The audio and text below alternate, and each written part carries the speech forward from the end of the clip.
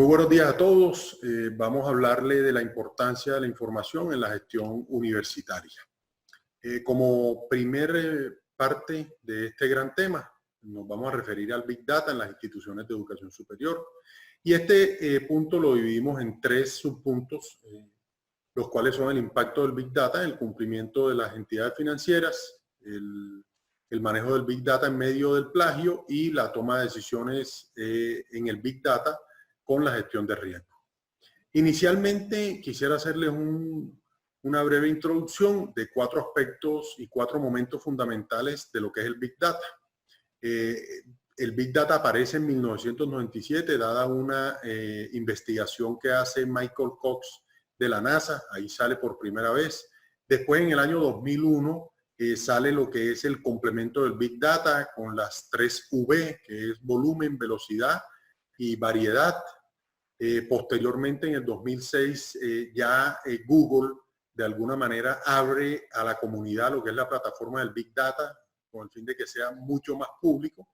Y en el año 2018 se empieza todo lo concerniente a la inteligencia artificial y a las reformas de aprendizaje. Entonces, entrando en materia, tenemos el punto número 1, que es el impacto del Big Data en el cumplimiento ante entidades financieras. Este consta de 8 factores fundamentales. El primero es el sistema de la planeación financiera.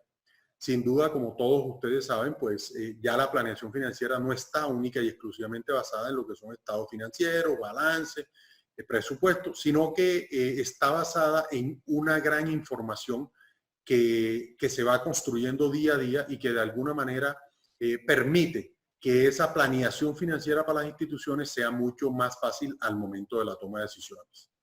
Tenemos un segundo punto, que es la reducción de los costos derivados del procesamiento de datos. Sin duda, como ustedes lo saben, el Big Data facilita los estudios de mercado, facilita la pertinencia, facilita todo lo concerniente a el trabajo con datos, porque estamos hablando ya de una, digamos, una plataforma mucho más completa que tiene más información y eso nos permite de alguna manera salir adelante más rápido y tomar decisiones en ese ámbito académico. Tenemos el diseño como tercer punto de una oferta académica pertinente, que es un tema importantísimo para las instituciones, dado que aquí es donde se forma el producto o servicio que nosotros le brindamos a los estudiantes. Entonces, de esta manera, teniendo el Big Data con toda esa cantidad de información, podemos rápidamente y de manera muy estudiosa poderle dar unos grandes resultados a el área académica para la formación de los nuevos programas. Este va acompañado del punto número 4, que es todo el portafolio de servicios.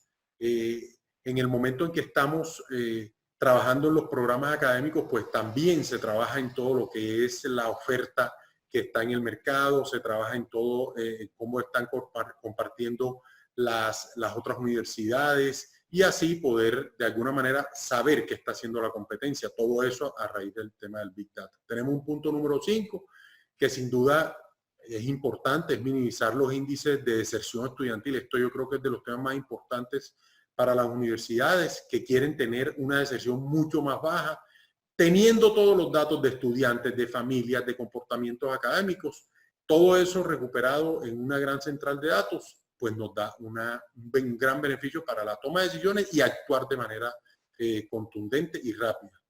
Tenemos un sexto punto, que es el seguimiento a servicios a egresados. Los egresados son importantísimos y no podemos abandonarlos porque cuando ellos terminan su área de estudio, su nivel de estudio, ellos salen a ese nivel productivo que tanto le interesa retroalimentarse a las instituciones. Ahí, con esa cantidad de datos, también juega un papel fundamental el Big Data. Tenemos, por ejemplo, como número 7, todo lo que es las fuentes de ingreso. Una universidad, una institución de educación superior no se puede mantener única y exclusivamente de sus derechos pecuniarios, matrículas, exámenes y supletorios, ese tipo de derechos pecuniarios. Tenemos que pensar en temas de investigación, portafolio de servicios de consultoría, que de alguna manera se construyen ¿con qué? Con información que día a día se va recopilando y con información del mercado. Y por último, quisiéramos mencionarle también el tema docente, el tema de los perfiles, la búsqueda digamos que la recolección de toda esa información de los mejores perfiles, porque tenemos que tener siempre o tratar de tener los mejores perfiles en nuestra institución para dar las clases, para dar el servicio que le tenemos que dar a nuestros estudiantes. Como punto número 2 está el manejo del Big Data en medio del plagio. Es un tema importante porque a veces el plagio, digamos que se maneja de manera muy por encima, pero aquí hay que hacer dos análisis y voy a ser muy puntual. La práctica del plagio y la detección del plagio. ¿Por qué hablo de esos dos? Porque en la práctica del plagio siempre vamos a ver es cómo están practicando el plagio, cómo está cada institución siendo vulnerada a través del plagio, cómo está cada institución facilitando incluso a veces contenidos o información para terceros, cómo a veces se permiten la copia de productos y de información que es, digamos que privilegiada para la universidad. Y ahí es donde tenemos que entrar con la parte de la detección del plagio. ¿Cómo? Previniendo, comprando sin duda plataformas, comprando patrones que no permitan que nuestra información sea, digamos, tan pública, teniendo unas fuentes de información fidedignas, claras, contundentes, permitir hacer un buen monitoreo con sensibilidad institucional y todo esto pertinente. Y lógicamente la disponibilidad de unas tecnologías académicas que nos permitan avanzar de manera satisfactoria. Viendo esto, podríamos pasar al tercer punto, que sin duda es un punto un poco más extenso, pero que está basado en la toma de decisiones con el Big Data en la gestión del riesgo. Esto quiero, digamos, mencionarlo en tres aspectos. Tenemos el tema del efecto, el tema de la incertidumbre y el tema de los objetivos. Son tres aspectos fundamentales basados principalmente en la norma ISO 31000 del 2018, donde se definen unos riesgos contundentes, unos riesgos claros para la consecución de los objetivos que tienen las instituciones de educación superior. Y los riesgos asociados a los datos, que es a la Big Data, están básicamente numerados en 6. Y podemos hablar, por ejemplo, de la incoherencia de los datos. Es un tema fundamental, es un tema de mucha delicadeza. El tema de la incoherencia en la integración de datos también es muy delicado y hay que ponerle mucha atención y, como quien dice, manejarlo con pinza.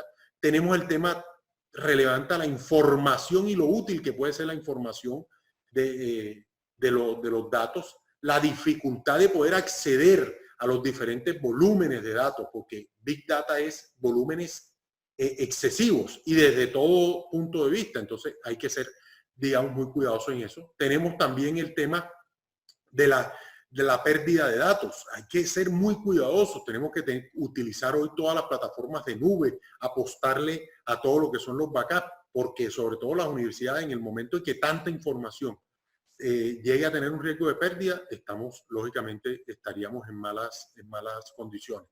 Y, lógicamente, un tema importante que es el incumplimiento de los requisitos en seguridad. Seguridad para que no entren terceros, seguridad para que nuestros datos estén seguros de virus y de todas estas, digamos, situaciones que se presentan en la red. Siendo así las cosas, tenemos, por ejemplo, unos principios que mencionar para la gestión. Yo creo que, sin duda, mejorar el nivel de efectividad es uno, proveer la información práctica y oportuna es otro, añadir, digamos, un monitoreo permanente sobre la información y anticiparse ante toda esa información que tenemos guardada. Y esto nos daría unos beneficios ante la gestión. ¿Cuáles son esos beneficios? Permitir acceder a los datos de manera clara, mejorar sin duda la predicción y la precisión de la oportunidad de los datos, ofrecer una cobertura de muchos más datos en tiempos más reales, ¿verdad? Que le daría facilidad a todo el equipo, mejorar capacidad de análisis de los datos, resolución de los datos, que haya realmente unos costos más bajos también, que es muy importante, y sin duda permitir la mejora del proceso de evolución de riesgos de los datos. Después de estudiado todo esto, podemos sacar unas conclusiones y unas recomendaciones, las cuales nos parecen importantes, y es, nosotros tenemos que pensar que los datos sin duda son muy importantes. Y cuando hablamos de Big Data o Big Data, estamos hablando de cantidad de datos, cantidad y calidad. De nada nos serviría a nosotros tener una cantidad de datos que no podemos evolucionar. Por esto, nuestras recomendaciones son, tenemos que investigar y guardar todos estos datos, tenemos que trabajar con ellos, tenemos que darle relevancia a esos datos y permitírselos manejar a la organización para una mejor institucionalidad. Yo creo que con esto podríamos nosotros, como instituciones de educación superior, tener la información precisa y contundente para actuar ante entidades financieras, para actuar ante momentos financieros como los que estamos pasando en este momento en la pandemia y para incluso sobrellevar situaciones complejas de futuro de la institución de educación superior. Mi nombre es Elisa Bedailas y hablaré del segundo subtema, la información financiera en las instituciones universitarias. Para ello lo abordaremos en 3 acápites. El primero es la gestión económica en las instituciones universitarias, el segundo los indicadores de gestión de resultados de las instituciones universitarias y el tercero la obtención de fondos internos y externos. Por último cerraré con las conclusiones y las recomendaciones. Pero antes de empezar con el análisis de estos 3 acápites, es preciso mencionar que hagamos un repaso general de lo que nos dice la literatura en relación a la información financiera en las universidades. Por ello, encontramos la definición de León Rodríguez, quien nos dice que el fin último es operar y desarrollar eficientemente la docencia, la investigación y la extensión universitaria, así como los recursos económicos, humanos, materiales y de información vinculados con ellos, en pro de conseguir estos resultados definidos como importantes para la organización y la sociedad. También encontramos un modelo para la autoevaluación de la gestión económica financiera en las instituciones de educación superior, modelo trabajado por Ricardo Velázquez y Pérez en el año 2019.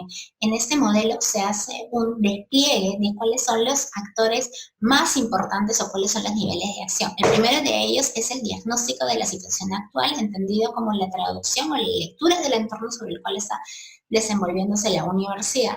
El segundo, las estrategias de mejora, comprendido con políticas, objetivos y planes de acción, es decir, los componentes fundamentales del planeamiento estratégico de la universidad. El tercero, la comunidad universitaria, donde se destacan los directivos, los especialistas, profesores, estudiantes, trabajadores, es decir, los principales grupos de interés del sector de educación. Y por último, la vitalidad de la institución por el cumplimiento de los objetivos estratégicos enmarcados en la formación, la investigación, internacionalización y extensión. Con este marco general ya podemos pasar al primer subpunto, que es la gestión económica en las instituciones universitarias. Para ello vamos a repasar 2 conceptos fundamentales. El primero de ellos nos trae al PISA, nos dice que es la suma de acciones estratégicas y de todos sus procesos relacionados, los cuales tienen como misión el cumplimiento de los objetivos en pro del aseguramiento de la sostenibilidad de la organización de forma eficiente y efectiva. Es decir, el soporte financiero y material necesario para el funcionamiento estratégico y operacional. El segundo concepto lo trae Terrazas y nos dice el objetivo principal es orientado en el desenvolvimiento de la organización con la efectividad necesaria, es decir, dar soporte a la mejor toma de decisiones financieras y crear las oportunidades de inversión. De estos 2 conceptos podemos destacar que hay 3 variables fundamentales. El primero, la planificación, derivada o trasladada al planeamiento estratégico. El segundo, la dirección. Y el tercero, el control o el monitoreo. El control o monitoreo que se puede derivar o traducir de los indicadores económicos de gestión. Luego vamos a pasar a un aspecto fundamental que es la revisión de cuáles son las funciones de la gestión económica de las universidades. Hay 5 funciones principales. La primera de ellas es la transferencia de recursos a través del tiempo, es decir, la medición de ese costo de oportunidad entre la decisión que estoy tomando ahora sea la mejor para el cumplimiento de sus objetivos en comparación del otro objetivo o de la otra decisión que estoy dejando de tomar, la otra alternativa. El segundo es la compensación y liquidez de pago, es decir, las compensaciones que se dan a la comunidad académica y a la comunidad de colaboradores producto de los servicios profesionales que se brindan. El tercero es la concentración de recursos provenientes de las diferentes fuentes de financiamiento, sea por pago de matrículas, por alquileres de inmuebles de la universidad, por proyectos de investigación, entre otros. El cuarto es la proporción de información del mercado, y es el mercado como la lectura de los agentes de la oferta y la demanda. Y por último, la administración del riesgo financiero al no saber si la tasa interna de retorno que se va a recibir es la que se está esperando de acuerdo a las inversiones que se realizan. Ya con esta información pasamos al segundo acápite, que son los indicadores de gestión de resultados. Antes de empezar con estos indicadores de gestión de resultados, tenemos que hablar sobre ¿Cuáles son las principales herramientas contables con las que podemos contar? Es decir, los estados financieros. De estos estados financieros se destacan tres: el balance general, los estados de ganancias y pérdidas y los estados de flujo de efectivo. Estos estados financieros, o la estructura de estos estados financieros, son exactamente las mismas para cualquier organización, pero deben de ser adaptados de acuerdo al contexto de las universidades. En estos estados financieros, las partidas más importantes o los conceptos clave que se resaltan son los ingresos, el egresos y el diferencial para medir las utilidades y, de acuerdo a ello, los niveles de inversión. Pasaremos a mencionar cada uno de acuerdo con su utilidad o planeamiento en las universidades. El primero es el balance general, que tiene tres cuentas importantes. Su aplicación en la universidad: en los ingresos, todo ingreso económico derivado de las ventas, matrículas de pregrado, posgrado, educación continua u otras fuentes de ingreso que pueda tener. Los egresos, por los gastos asociados a la administración central y a los procesos de venta de matrículas y marketing, también como posicionamiento de la marca. Luego tenemos las utilidades como parte del diferencial de los ingresos y los ingresos ya mencionados. El segundo es el estado de ganancias y pérdidas. Aquí tenemos cinco cuentas principales. De estas 5 cuentas principales, por ejemplo, la caja de bancos está muy relacionada con la del balance anterior. También nos están hablando de eso, sobre todo los ingresos que pueda tener la universidad. Luego las cuentas por cobrar si es una cuenta nueva, ya que se dan como moras adquiridas por retrasos en pagos de algún producto o algún servicio que no ha sido cancelado. Las existencias, que es una contabilidad de todos los activos con los que se pueda contar. Los terrenos o inmuebles, por ejemplo, la cotización del campus universitario o inmuebles que pueda tener la universidad, sean inmuebles propios, adquiridos o hasta heredados. Y por último, la depreciación acumulada, que se ve mayormente en los laboratorios, donde equipos tecnológicos y equipos informáticos tienden a depreciarse cada año debido al cambio tecnológico que se da. Luego tenemos el estado del flujo de efectivo. En este flujo de efectivo tenemos 3 cuentas fundamentales. El primero nos habla de los flujos de efectivo de actividades de operación propias del sector de educación, es el dictado de las clases, los proyectos de investigación, entre otros. El flujo de efectivo de actividades de inversión, por ejemplo, el poner nuevos laboratorios de investigación. Y el tercero, el flujo de efectivo de actividades de financiamiento, que viene dado por la diferenciación de estas obligaciones financieras entre el corto y el largo plazo. Ya con esta información un poco más clara sobre cuáles son los indicadores base, ahora sí pasemos a los indicadores de gestión de resultados como tal. Para las universidades tenemos 3 muy importantes. Primero, la productividad del trabajo. Esta es información valiosa que nos dice cómo se está dando el desempeño de la universidad, tanto a nivel económico como la generación de valor para la sociedad o creación de conocimiento nuevo. Luego tenemos la remuneración de promedio mensual. Esta remuneración o este importe económico que debe de ser competitivo para así atraer mejores talentos. Y las ventas por personal, ventas derivadas o especializadas, producto, por ejemplo, de las nuevas matrículas o el ingreso de nuevos estudiantes. Con esta información ya podemos pasar al último acápite, que es la obtención de fondos internos y externos. Para ello es preciso mencionar que depende de qué tipo de organización o sociedad estamos hablando. Pueden ser privadas, públicas y sin fines de lucro. Esta designación suele estar dada en el estatuto universitario y por ello lo vamos a dividir entre 2 diferentes fuentes o formas de ingreso. Tenemos fondos internos y fondos externos. Internos, otorgados por la Administración Central de las Universidades, y externos, obtenidos por otras fuentes de financiamiento ajenos a la universidad o provenientes de otros grupos de interés, que pueden ser empresas, operaciones técnicas, organizaciones no gubernamentales, entre otros. Para ello vamos a analizar los 3 tipos de organizaciones. Tenemos universidades privadas, que tienen fondos internos derivados del superávit del ejercicio contable anual del año anterior. Tenemos las universidades públicas, cuya subvención es otorgada por el presupuesto público del Estado y corresponde mayoritariamente al pago de remuneraciones del personal. Y tenemos las que son sin fines de lucro, que son generadas por diversas fuentes de financiamiento, fuentes de ingresos, que pueden ser públicas o privadas, y no derivadas de un superávit del ejercicio anterior. Los fondos externos, por su parte, lo podemos dividir en 2. Tenemos los nacionales y los internacionales. Por ejemplo, a nivel de los internacionales, podemos destacar algunos. Para Latinoamérica, Alianza del Pacífico permite que los investigadores de países de la región puedan viajar y estar hasta 2 meses de estancia de investigación en otra universidad para así concretar proyectos de desarrollo en conjunto. A nivel de Europa podemos destacar a Erasmus y a Fundación Carolina, quienes brindan oportunidades para que investigadores de Latinoamérica puedan ir a Europa y viceversa, y así completar proyectos de investigación macro que tengan algún tipo de impacto, por ejemplo, en los objetivos de desarrollo sostenible. Y el grupo Compostela, por ejemplo, es preciso detallar que está orientado para el personal administrativo de las universidades para que así puedan compartir prácticas de buena gestión y hacer una pasantía de hasta un mes en otra universidad. Y dentro de las nacionales, por ejemplo, en una revisión rápida de la región, tenemos a las que se ofrecen en Concitec, Conciencias y CONICIT, que son las organizaciones en Perú, Colombia y Chile, donde se brinda fondos muy importantes derivados del Estado que están orientados fundamentalmente para la investigación y generadores de nuevo conocimiento a través del desarrollo de tecnología.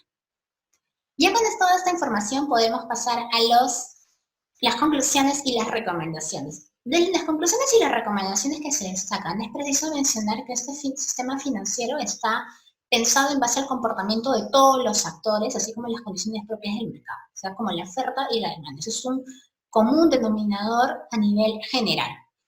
Luego, los gestores financieros deben interpretar la información y sobre eso tomar decisiones. Esos gestores financieros participan en las decisiones de la alta dirección, como puede ser en el equipo rectoral. En tercero, el adecuado uso de la información económica permite una toma de decisiones informada y focalizada de acuerdo a los ejes estratégicos del planeamiento estratégico. La diversificación de ingresos permite una reacción más rápida y más oportuna a los cambios del entorno. No se debe perder de vista que la estructura de costo de la universidad debe representar la inversión que hacen las autoridades académicas para lograr el posicionamiento y sobre todo la ventaja competitiva o ese diferencial que va a tener la universidad. Existe una apuesta universal por el desarrollo de la investigación en la comunidad académica como uno de los ejes principales de la creación de conocimiento, y las actividades de educación continua representan una fuente de financiamiento muy importante y una fuente de relacionamiento con el entorno. Muchísimas gracias. Mi nombre es Rodrigo Herrera y les hablaré de los sistemas de información de gestión académica. Desde ahora, SIGA. La presentación se dividirá en cuatro puntos: los requerimientos del SIGA, las claves de implementación, sus niveles de madurez y finalmente cerraré con conclusiones y recomendaciones. La gestión académica son todos los procesos y o servicios que impactan de una u otra forma en nuestros estudiantes. Es por este motivo que los procesos de gestión académica son fundamentales para el aseguramiento de la calidad de todos los programas de estudios universitarios, por lo que las instituciones de educación superior deberán fundamentar su gestión académica por lo menos en los siguientes puntos. Primero, deben permitir integrar nuevas técnicas y medios de aprendizaje que impacten en el proceso de enseñanza-aprendizaje. Adicionalmente, deben buscar la máxima eficiencia en términos administrativos y académicos, con el fin de crear una experiencia saludable para la comunidad universitaria. Además, deben permitir incorporar estrategias de innovación en la gestión de los procesos de aprendizaje, siendo este elemento fundamental en los tiempos actuales, en donde las metodologías activas son una base mínima en las instituciones de educación superior.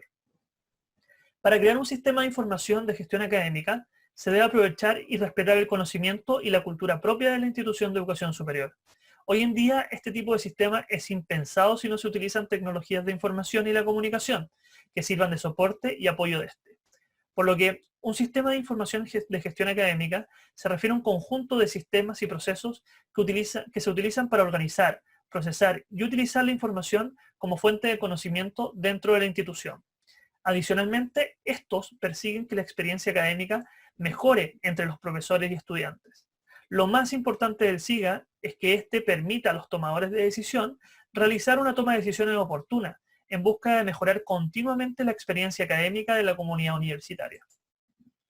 Para esto, se deben identificar los requerimientos de todos los grupos de interés. Por ejemplo, los directivos tendrán requerimientos de información para la toma de decisiones estratégicas. Los administradores del SIGA tendrán requerimientos funcionales de mantención y seguridad de los datos del SIGA.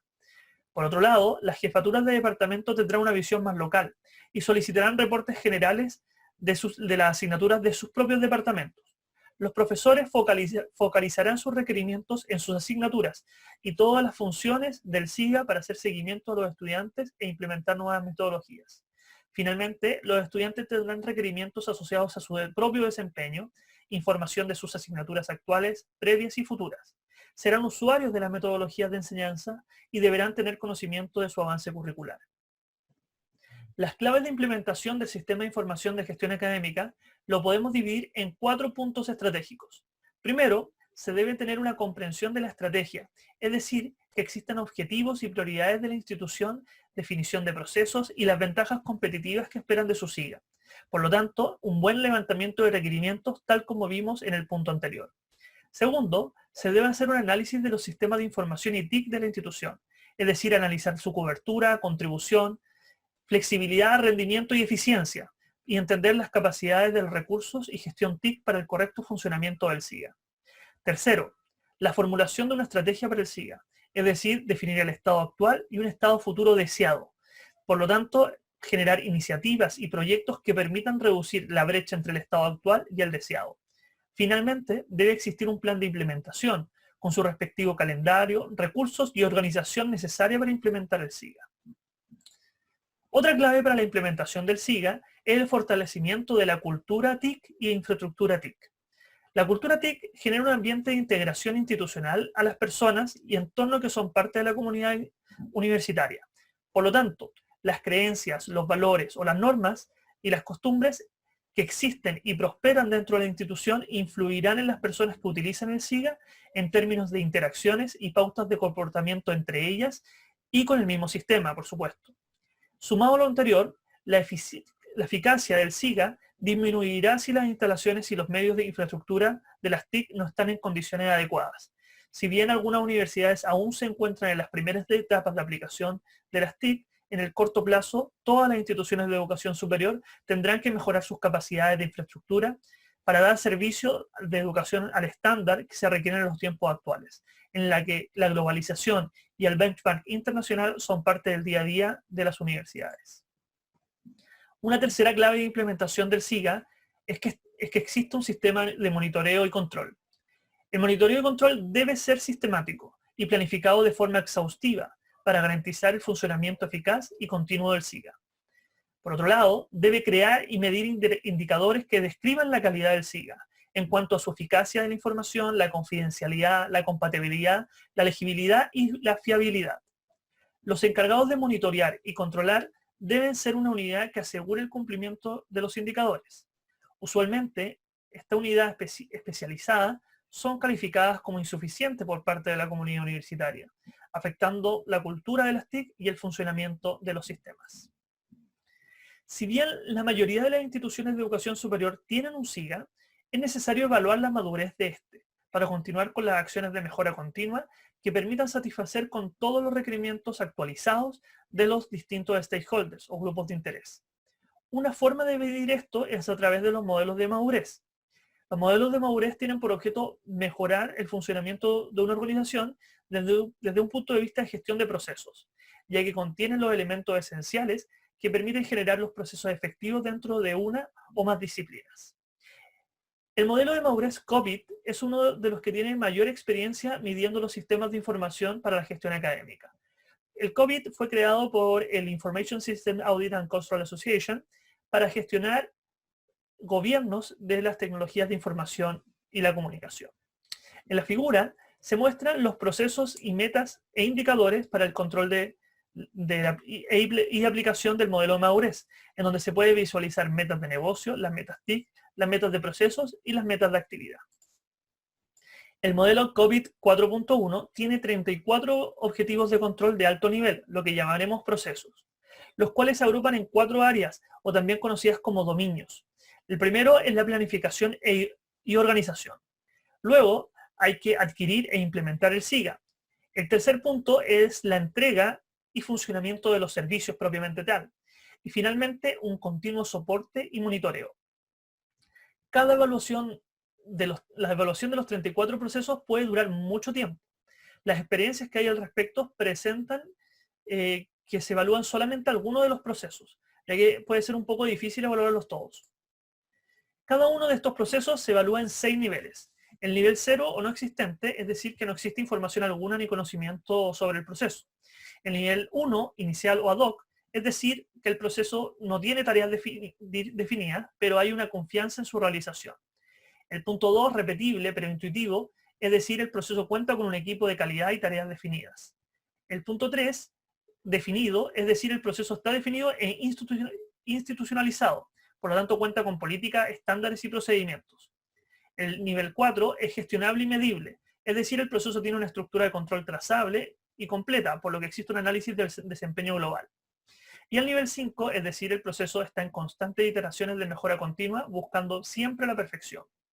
En el estudio de Cosassi y Giuliani del año 2017, nos muestra la identificación entre brechas entre el estado actual de madurez y el valor esperado, como pueden ver en la imagen de la derecha. De esta forma, se pueden priorizar planes de acción remediales para mejorar el funcionamiento del SIGA, justamente en los procesos en donde haya una mayor brecha, en función de metas concretas, siguiendo un camino definido, como una progresión estandarizada según el marco de referencia del COVID 4.1. En conclusión, los SIGA son un conjunto de sistemas y procedimientos que funcionan integralmente y que se utilizan para organizar y procesar la información de una institución de educación superior.